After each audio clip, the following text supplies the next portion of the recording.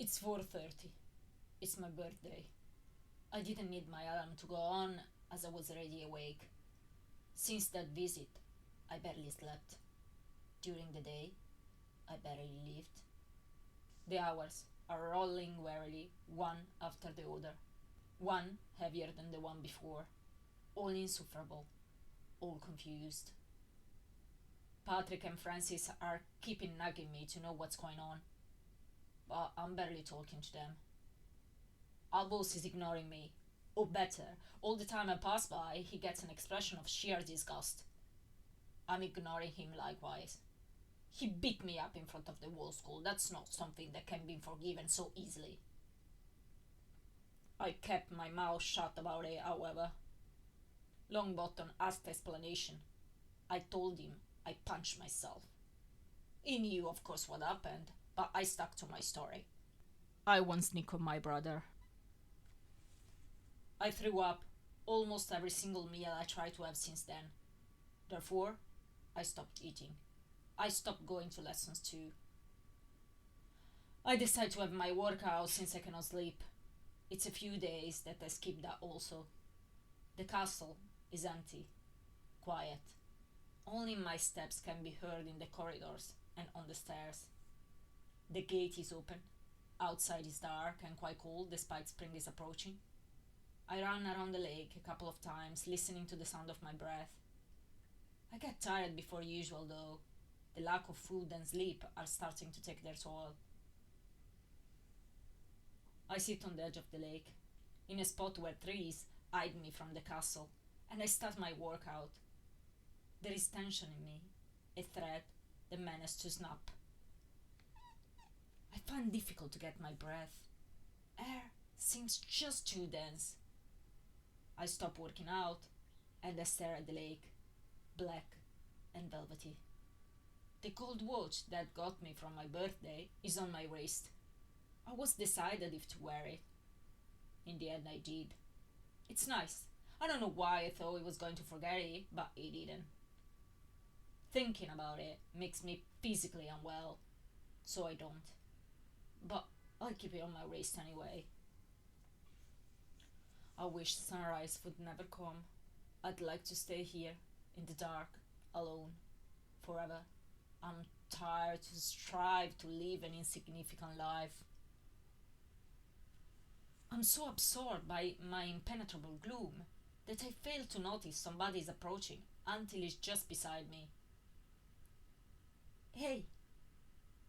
A pretty Ophelia, clean-faced, wearing her uniform, sits beside me, hugging her knees and smiling sweetly, making my heart leaps. Hey! I managed to answer, but I found myself incapable to say anything else, rendered speechless by this sudden apparition.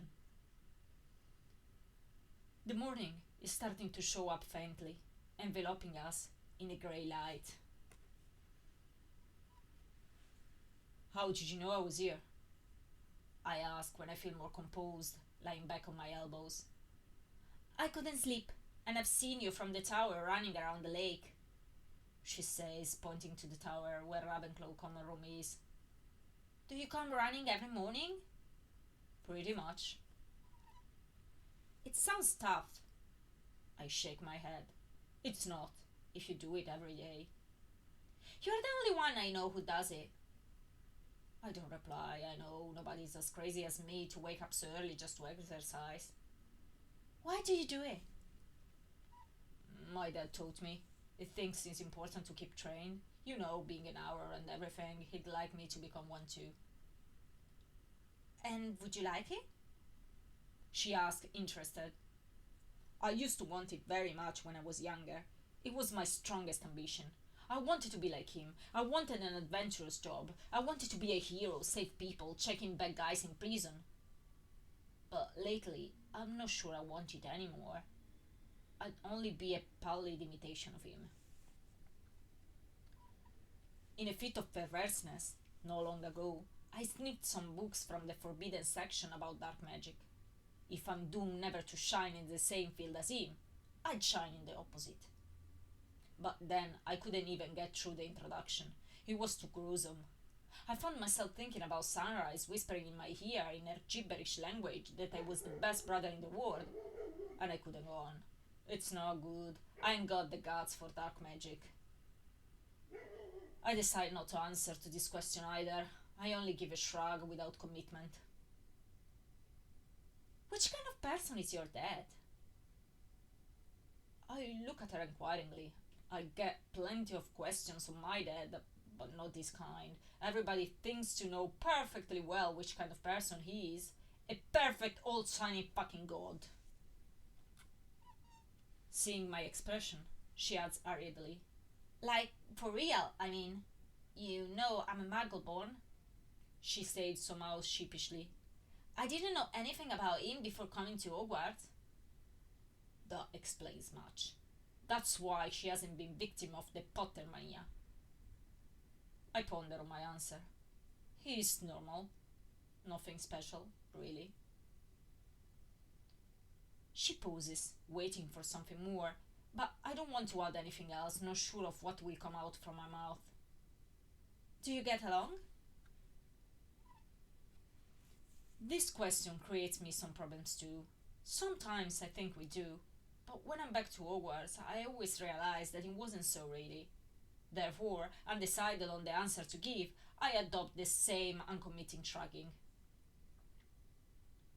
She remains silent for some moment and then she asks me in a faltering tone, Am I bothering you? Do you want me to go away? I look at her surprised. Not at all.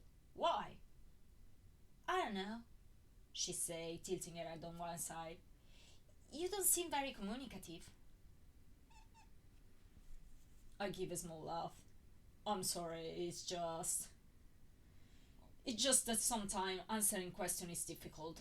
She cannot know, she might think I love to talk about my dad, but it's difficult really, especially now. And then I'm reminded that Mohini told me the same. And then that my dad never answers questions either. Suddenly, I find I can understand a bit better his struggle. Not always answering is easy. It makes you confront to what you don't want to think about. Maybe we are more similar than what I always thought. I'm sorry, I repeat with a smile. You are not bothering me. I'm glad to have some company. I'm glad to have her company. She relaxes and smiles back. She's indeed pretty, even prettier in the morning without makeup. Her skin is so fair and smooth. She must be so soft to caress. We stay there, only watching the lake in an endearing silence. It's not awkward, as usually silence is. It's as easy as when talking. You know, she said after a while, getting pensive, it isn't something I reveal easily, but I too have lost a parent. That's why I reproach myself so bitterly for having accused you of unfeelingness. I look at her struck by this revelation, and she looked me back with an unreadable expression. I should probably say that I'm sorry, or something of that kind, but I don't. I know how it feels to hear it, and I want to spare her the distress in having to answer such a banal affirmation. I let my expression convey my sympathy, and I guess it worked because she smiled sadly and continued. I was 11 just before to come to Hogwarts. When the letter arrived, I was over the moon, of course, but I was about to refuse nevertheless not to leave my mum alone. She turns back to look at the lake. It has been a tough time, and there was no violence involved, no tortures, no murders. For you, it must have been 100 times worse. I tilt my head on one side, considering her words. Her expression while confiding me this brings me to disagree. A loss is always a loss, I say in the end. I don't think one is worse than another. They are all different, but in essential, they are all the same, don't they? She gets pensive at my words and doesn't answer straight away. Perhaps you are right, she says at the end, but I've been insensitive, and I wanted to apologize. I would forgive her this and worse. It's alright, You don't need to. We plunge back in our silence that now harbors something more than easiness. There is sharedness, a coziness and intimacy that induce me to avow, before I'm aware, what has been tormenting me. My dad was here, I tell her, sitting up and rubbing my hands moist by the dew on my trousers. She gets a look of surprise by this abrupt avowal. I didn't know. Nobody knew. Nobody has to know, I reply, looking at her meaningfully, at which she nods serious. I haven't been nice in his regards, and Albus was pretty pissed off for it. What did you do? I drew a big breath. Where to start? I refused point blank to be approached by him, and I shook him off when he tried to touch me. Well, she said, frowning, it doesn't seem to me a good enough reason. I told him that this summer I'll go to his place only for my sister, and not for him. I interject. She freezes in her speech, and then she emits an ah. And I hinted that my sister should be taken away from him because she'll only end up killed like... Well, she'll end up killed. She stares at me, wide eyes, and in the end, she emits an oh. And when he was about to go, I turned my heels on him and just said goodbye. She stares at me blankly, and when she's about to speak, I add, Albus said goodbye, and he gave him this for me. I show the watch to her. It's my birthday today. I see her mouth forming an O, but before she can feel forced to make me a good wish in a moment when I'm not sure to deserve it, I add, there was a note inside. I get back an inquiring gaze, so I take a big breath, fighting the umpteen fit of sickness despite my stomach has been empty for hours, to reveal the content. It said, I'm sorry. She stares at me for some seconds, immobile. Then she arches an eyebrow. I see, she only says, moving his gaze on the lake. A bit harsh on the wall. I half smile sourly. Pretty harsh, yeah. Albus thought I deserved a soaking or two for it, but I had my reasons. I say, gathering her out flat pebble and throwing it into the lake to make it bounce on the water. The giant squid doesn't appreciate it though, and threw it back at me with a tentacle. It almost hit me, the bloody invertebrate. What reason? She says, starting to pull the petals from a daisy she picked up. This is another uncomfortable question, so I reflect a moment before to answer. Because, I start cautiously, not very sure how to proceed. It's his fault, I gush in the end. His fault of what? My mom. And everything else, I avow darkly. I'm not looking at her, but I see her moving her gaze from the flower to me inquiringly. Why? She asks softly. None of us will ever have the chance of a normal life because of what he has done. His person overshadows everything, overshadows me. People don't even know my name. I'm only Harry Potter's son. Only that. It's like being a nobody. Can you imagine how it is? I'm looked for and liked for only because I'm his son. Nobody bloody care which kind of person I am really. I blurt out, getting warm. And on the top of all, now I've learned that we are a target for any nutter who wants to become somebody. She leans her head on her knees, deep in thought. It is nasty, she murmurs, but he cannot really do anything about it, can he? It is how it is. He didn't protect my mom, I blurt out, ignoring her remark. He left her alone. She's dead because he hasn't been able to protect her. I read about the accident on the newspaper. This sentence stops my soaring spleen. What did you read? I asked, suddenly curious. I have no idea what has been published. I avoided to read them. It could only upset me more. That they found them crouched together, she says hesitantly, her eyes flickering in my direction. Apparently, he was shielding her with his body. He got quite a lot of cruciatus, apparently. They couldn't discern how many exactly, but many. It was a kind of mess, she continues, almost in a whisper. Maybe they were lying, but there was a picture of the room and... She shots me another glance, and perhaps understanding from my expression that it's wiser not to continue, she tails off, hugging her knees more tightly. They weren't lying.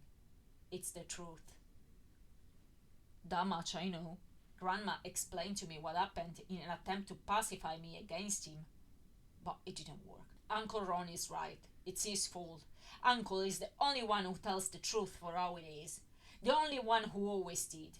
He never hides anything, not like Dad who hides everything. So then why? She's dead, isn't she? I snap angrily. He left her alone. He should have gone to her straight away. He hasn't been able to protect her. He managed to kill you-know-who and didn't protect my mother from a petty dark wizard. She's dead only because she married him. I hear Ophelia taking a big breath. The sky is getting lighter, and few touches of pink are making their way in the grey of the morning. I see what you mean. It must be horrible for him. What do you mean? I asked, my brows knitting together. Well, everybody here considers him like a kind of almighty god, but he's only human after all. She was your mom, but she was also his wife. He must be dreadful about not having managed to save her, very guilty knowing that the man killed her to get to him. I grunt in disapproval. Do you mean to say he doesn't? She asks, surprised by my reaction. He pretends all right, but I bet it's all a fake. Why? Have you ever seen him? I asked darkly. I've spotted him a couple of times on the platform, but he's not engaging much with magical people, doesn't he? No, it doesn't. But when it does, he is always surrounded by women. There are plenty of stupid girls following him around everywhere, drooling after him. He can have them just like that, I say, snapping my fingers. And does he? I've seen on magazine that he cheated on your mom quite often, but I'm not sure whether to believe it. They write whatever just to sell copies.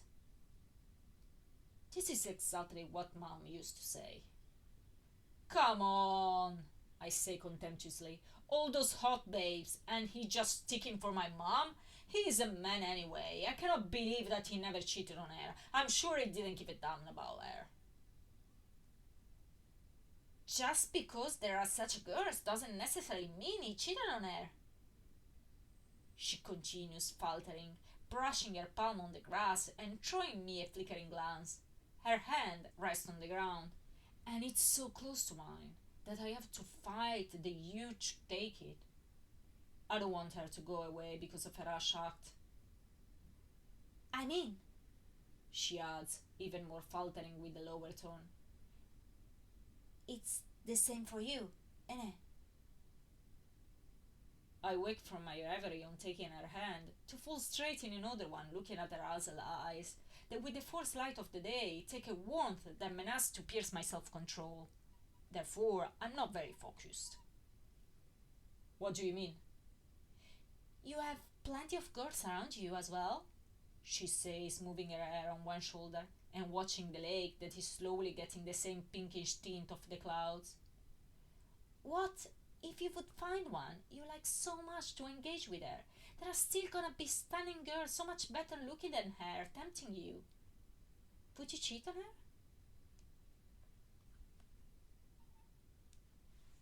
And I finally get her meaning. Yes, I realize now I'm indeed in the same situation of my dad.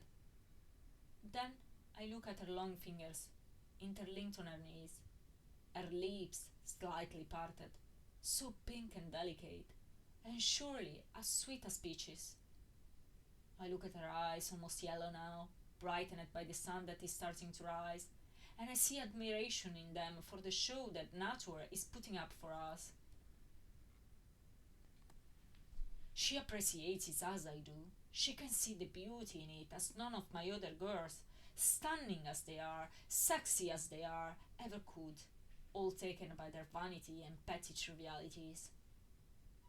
And I know that if she would accept to be mine, I would never and ever cheat on her.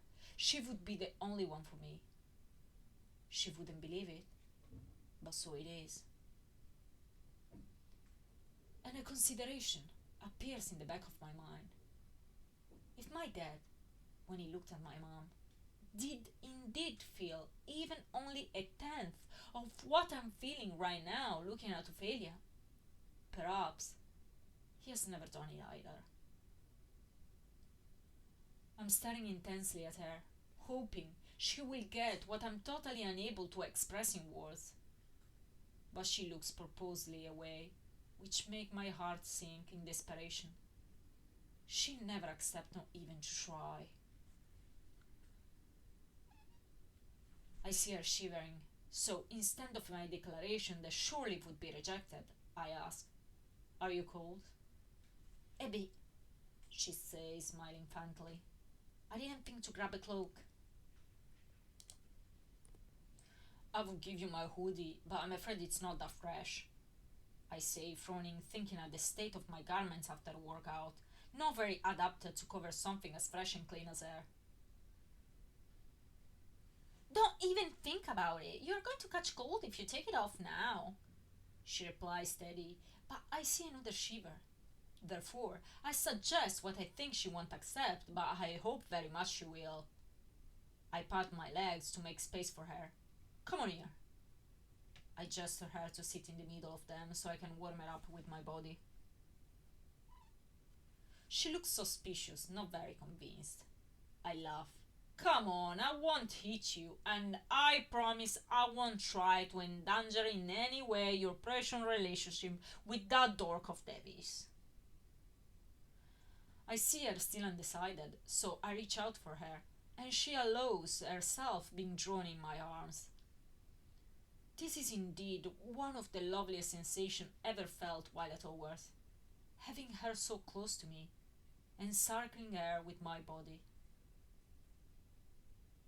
We stay there, watching the sunrise in silence, and I'm not really sure if it's me who is warming her up, or the other way around, because slowly I'm feeling the knot in my stomach loosening up, and my muscles doing likewise.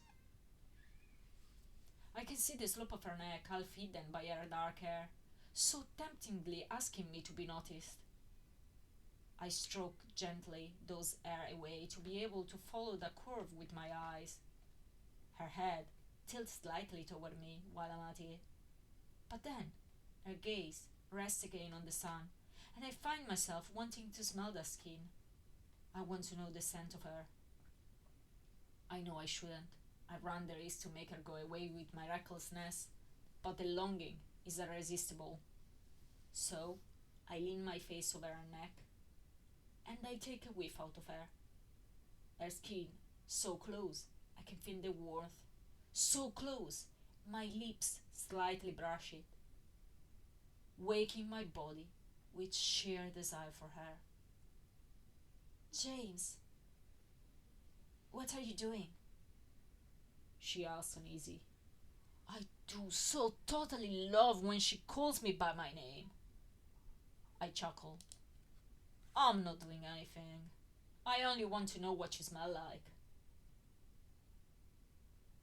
She doesn't answer immediately, but she doesn't even push me away, which I take it as a good sign. "And what do I smell like?" Emboldened by this question, moving her hair gently on the other shoulder, I take a good sniff at her pale skin going up to her neck and behind her ear, allowing my lips, though only barely, to feel the softness of her. and I perceive a slight shivering, surely not because of the chill this time, that turns on all my senses in a powerful way. Okay, calm, calm. Let's relax and focus on the task ahead. What does she smell like? Something fresh, clean, but at the same time exciting and adrenaline. It reminds me summer holidays when going running with my dad. The freshness of the morning, the cleanliness of the dew, the quietness of the wood where only our breathing could be heard, the energy gathering up in my body, the enthusiasm, but at the same time the serenity, the sun rising, and the silent admiration of it, the companionship, the sharing.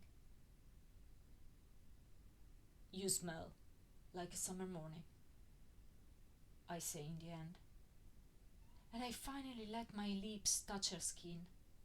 I rub them on it, following the lovely curve, sucking it slightly to savor it in all its sweetness.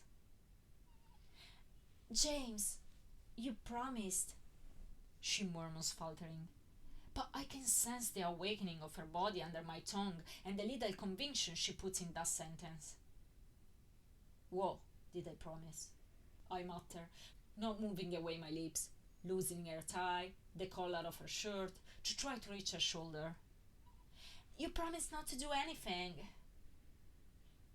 she says with a voice so low it's barely audible. Nope. I promised not to endanger your relationship with a geek. And I'm not doing it, I say, letting my hand rise from her calf, slowing to her thigh. Is it not what you're doing? She says, trying with no much spirit to stop my hand, that therefore continues slowly its voyage, accompanied by her own, rested on mine. Nah. And do you want to know why?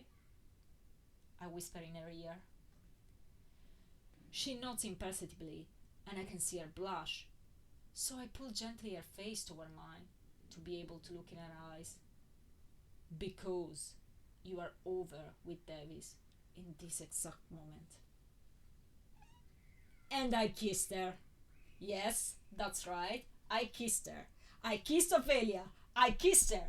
After 3 long years imagining this moment, I'm finally living it, and it just, wow, mind blowing. This is my first kiss, my first real kiss, and it's so different from all the other snogging I've ever had. It tastes sweet and delicate. It reminds me the fruit my mom would put on the blankets during picnics in summer, and us eating it, looking at the sky, Lily thrilling, excited at every strange cloud that would pass over our head, Albus exclaiming what it looked like, Lily saying something ridiculous that would make me laugh, and my mom and dad kissing each other. It tastes like happiness, and that happiness produced something at the pit of my stomach that soared in me, transforming in a laugh as soon as our lips part. I don't remember feeling like this for a long time. She laughs too, and turns in my embrace to face me, and we kiss again, and I cannot believe this is happening for real. And this kiss, it gets dense on my part because I'd waited for so long, and I'm crazy for her. Everything of her makes me crazy. I'm losing my head completely, inebriated by her. My hands almost trembling by the excitement and the longing.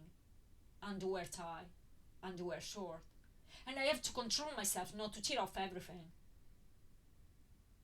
They are slipping around her waist, and finally, one makes its way under her bra, on her breast, so small and turgid, rests perfectly in my hand. It seems almost as though my hand has been created with this only purpose. This touch makes my blood run so fast I don't understand anything anymore. I part my lips from her own, only to make her rise enough to remove her stocking and make her sit on my lap, her legs crossing behind my back, my hands on her thighs, on her bottom, everywhere, her arms around my neck, her mouth open, slightly panting, wet, inviting, and she's looking at me with that desire I always dreamed to see on her face, and I thought I never would.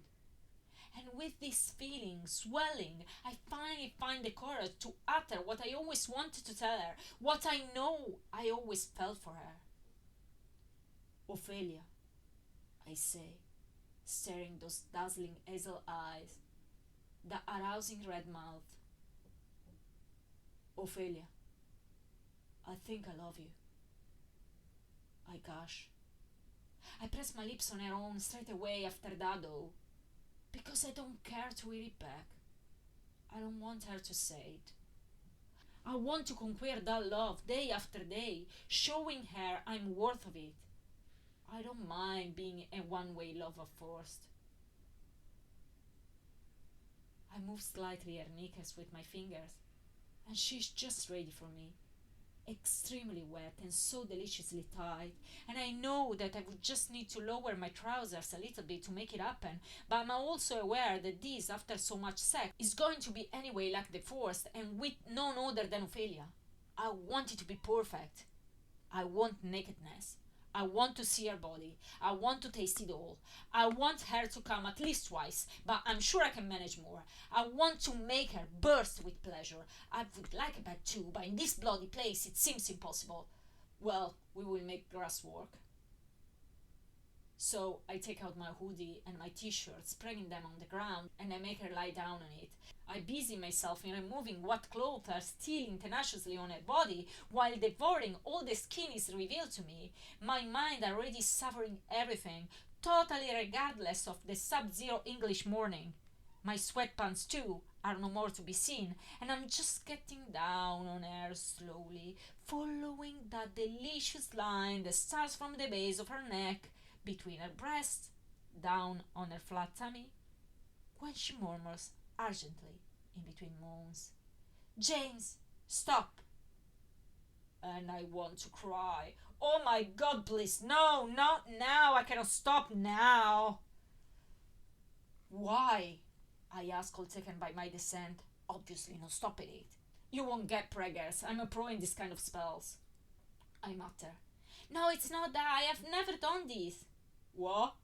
I say, confused, having finally reached her belly button. "Nobody ever went down on you? The geek is more of a moron than I thought." "Don't worry, you'll love it, and what comes next, it'll be even better." "No, I didn't mean that either," she says, trying to stop my fingers that are already where I want my mouth to be, and getting all rigid, trying to sit down. "I meant what next?" I halt immediately, as a sudden strange and unbelievable doubt, supported by what my fingers were discovering, crossed my head, killing my verve in an instant. I look at her flushed face. "What do you mean by what next?"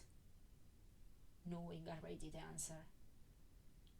"You never had sex before, do you?" She looks away coyly, and I'm flabbergasted. "Blimey! What did she do with Davis? Played gobstones?" "But," I stammer stupidly, "but you have a boyfriend. Did you never?" She's already slipping from under a very bewildered me, wearing her knickers back on. "But, Davis," I gabble again. "I just cannot believe this. She's basically 17. Most of the girls I had at 17 have already quite a lot of experience in the field." She shrugs, retrieving her shirt lie abandoned on the grass, covering in two simple gestures, all what I toiled so hard in 3 years to have the privilege to uncover. I was so close, my eyes are almost tearing up. "He was even too up for it, of course, but I didn't want to." The tearing up is swept immediately away, replaced by a vicious joy at the thought that Davis tried and didn't manage to score. Filthy liar! "Why?" I ask, curious. She busies herself with her shirt, still quite flustered. You know, the first time is important. I want to do it with somebody special. I feel, all of a sudden, a sinking sensation in my guts, and my hopes get back again under my shoes where I should have learned to keep them by now, but apparently I still don't. I see, I say disconsolate, retrieving my sweatpants from some bushes, wearing them on and sitting beside her with her assuring arm around her shoulder. I even manage a smile. Don't worry, I understand. You are right. It should be with somebody special. I'm sorry, I behaved like a jerk. I spent the last 3 years wishing to be able to show you that I'm not an horny, sex addicted, arrogant arse, and at the first chance I got, I've done nothing but to confirm your idea of me. You definitely deserve somebody special. It's good to know that when I get one chance to prove myself, I can burn it as fast as the speed of light. She is so right. I'm an overbearing moron, full of myself after all. Suddenly, I feel the biggest guilt in having declared myself. I should have kept my mouth shut. And I remember my first time with that bitch of Bianca as well, who treated me like shit for months before I realized that she was only using me. I was really convinced that she was in love with me. I think I was in love with her. I was still sentimental at that time and overall naive, but she has never been. And when, the day she invited me to her place, I finally opened my eyes on the truth, I simply shoved her, out of spite, in the shed beside the swimming pool. And then I dumped her, just after I come, when I was weeping myself clean from all that blood. She wept. A nice first time. Eh. Unfortunately, I already gave her our address by then. I guess she printed out leaflet after that. The funny thing is that now she's actually in love with me. I see it in her eyes when she corners me out of lesson and literally begs me to fuck her, which is not seldom. I swear I'll never understand girls. For a month I did all she asked me to. I was nice and sweet to her, and she only treated me like a dog. And now that every time we have sex I make sure to humiliate her, treat her like an object, and I always conclude the whole thing, say quite clearly what I think of her, and it's never anything flattering, she is in love and always crawls back for more. Unexplainable. Although, despite my bitterness increases after every encounter of that kind, I'm glad of it. Now it's me using her, so she can taste what it feels like. Anyway, getting back to us. Because of all of it, I can sympathize with Ophelia. I want her to have a nice experience out of it. I'm just sorry it won't be with me. She is silent for a moment, watching me. Then she snuggles up on my side. You are the somebody special. My heart lurches, and my hopes soar again until I remember who I'm son of. This is not the first time that happens. I had girls that wanted to be broken in by me. They think it's cool to lose their virginity by Harry Potter's son. It happened a couple of times, but I discovered pretty fast it's not worth. First of all, you can't just use a broom cupboard or against a tree or in a disused classroom as I usually do if it's the first time. It doesn't seem right, so I always need to arrange to have the room for myself since we cannot use theirs, and it's a bit of a hassle every time. And then, it seems the more precautions you take to make it nice, and more their expectations rise unreasonably. To cut it short, it wasn't worth the trouble. Therefore, when the intention is made clear, I always refuse. I really want Ophelia though, and if she wants me to do it, I'll do it.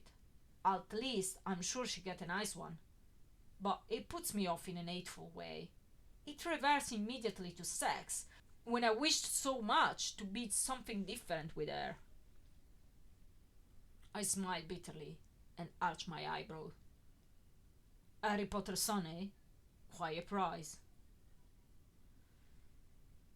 She searches for my gaze, and when she locks it, she softly kisses my lips, Not quite Harry Potter's son, she says, smiling. I was thinking more about James. I have only time to regain my breath that has been blunted by her sentence, when we both hear some noises amid the bushes behind us that make us jerk. Ophelia launches herself on her skirt and stockings, and as fast as the speed of light starts to put them on, trying at the same time to gather other pieces of uniform scattered around. Then a head pops between two bushes. Patrick, who, as soon as he sees me, bellows behind his shoulders, "Francis, I found him! The brat is here!" Then, spotting Ophelia, who is still quite busy making herself presentable, smiles and adds, "In sweet company!" making her become the same color as a cherry. Her tie is still lying on the ground close to my t-shirt. I take both, and wearing back my t-shirt, I reach for Ophelia, who is all flustered. I try to calm down her flush, smoothing her hair back in order, combing them with my fingers, and, smiling, I whisper to her ear some reassuring words. Patrick, in the meanwhile, has extricated himself from the branches, and I hear Francis' voice coming from somewhere a few feet away. "The git! Give him a good kick from me!"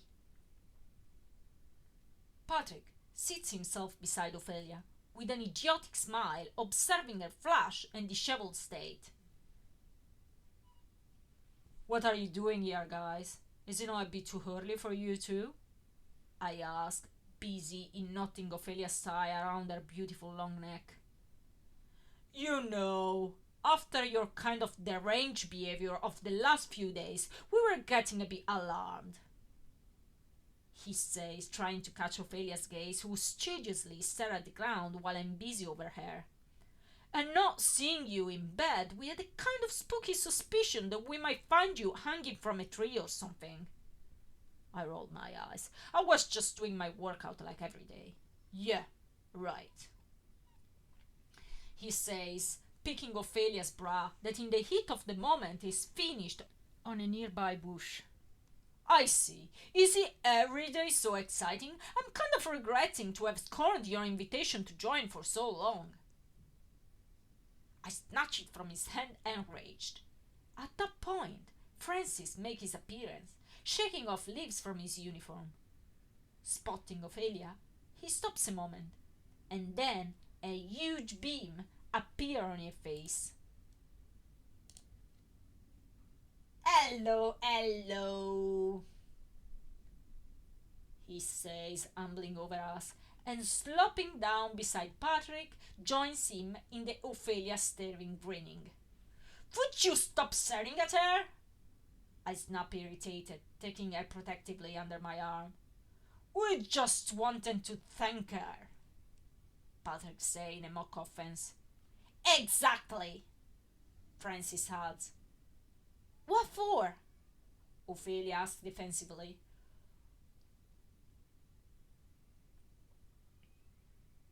"What for? For saving his bloody life. Still a few days and we would have found his body floating in the lake if it weren't for you." I see her repressing a smile while I scowl. "I was fine." "Sure. When is the last time that you ate something without cooking it?" "How do you bloody know?" I ask aghast. "The bathroom is not soundproof," he answered with sufficiency. "You were wasting away. We are not stupid, you know. You were not sleeping, not eating, getting out of bed only to hide from McGonagall. We nagged Albus until he spilled the beans about your dad." Francis follows up annoyed. "Don't you think it's about time to blend a bit your no-talking rule? It's not nice to know that you prefer to leave yourself die of starvation instead of talking it over with us like rational people." I don't know what to answer, because they are right, but also because their preoccupation gets to me. They do give a damn after all. Ophelia, hearing of my erratic behavior, glances at me concerned.